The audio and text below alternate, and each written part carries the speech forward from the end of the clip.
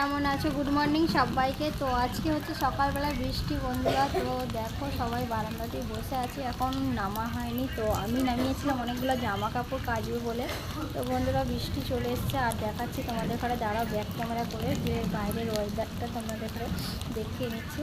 তো দেখতে থাকো, সবাইকে বলছি গুড মর্নিং। তো চলো ব্যাক ক্যামেরায় আমি আসছি, আবার দেখাচ্ছি।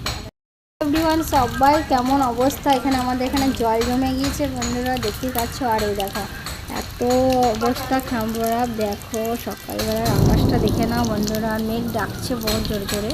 তো এই দেখো বন্ধুরা, আর ফুল গাছটা এবার ভালোই ফুল ফুটবে, বৃষ্টির জল পেয়েছে বন্ধুরা। দেখো কী অবস্থা উঠোনটার, দেখে নাও।